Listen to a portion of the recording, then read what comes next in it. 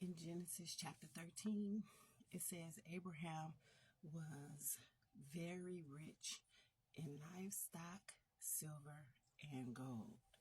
Then you get to Genesis chapter 15, and God tells Abraham, "Do not be afraid. I am your shield. Your reward will be very great." Abraham, his response makes me believe that he felt like my reward will be very great. I have everything. I'm rich in livestock. I'm rich in silver and gold. But what I don't have is an heir to leave my riches to. I have servants. I don't have an heir. I have everything else, but I don't have an heir. And he said to God, "What can you give me since I'm childless and the heir of my house is Eliezer of Damascus, his servant?" Abram said, "Look, you have given me no offspring, so a slave born in my house will be my heir." God's response was, "No, this will not be your heir. Instead, one who comes from your own body will be your heir."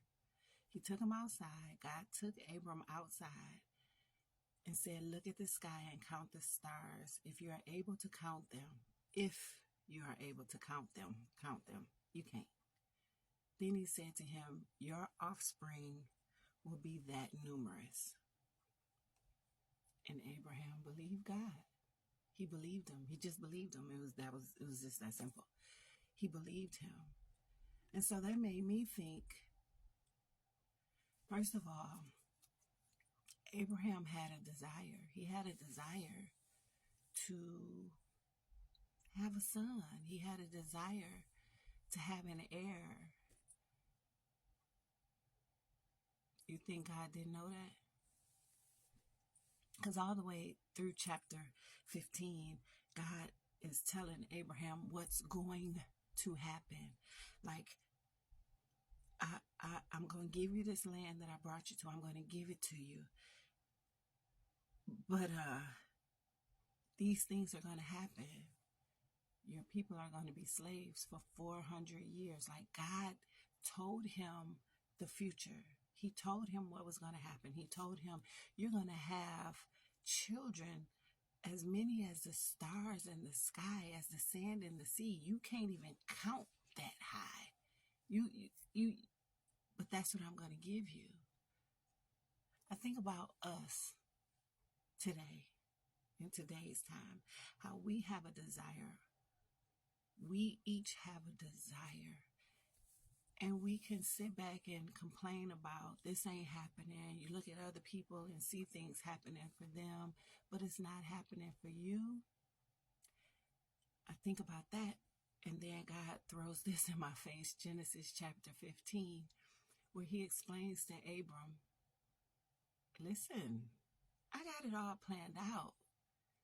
You just have to trust me." That's what he's saying to us.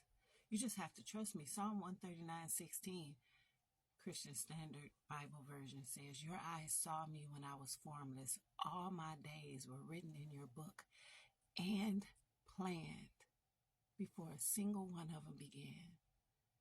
Do you know what that means?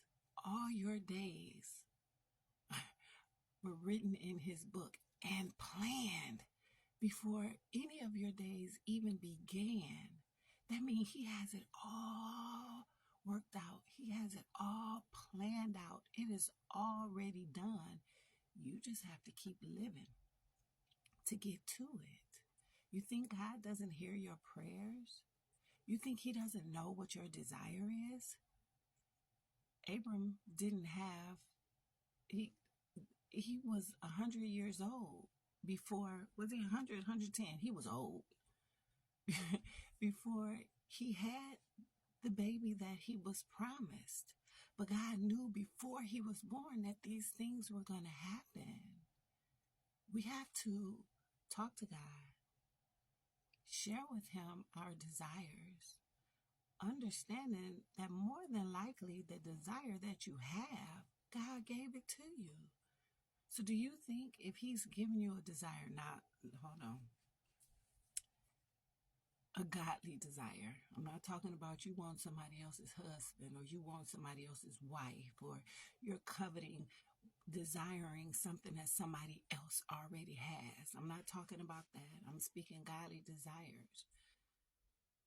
You think if God gave you the desire, he's not going to give it? He's not going to finish that thing just because it's not happening in the time that you want it?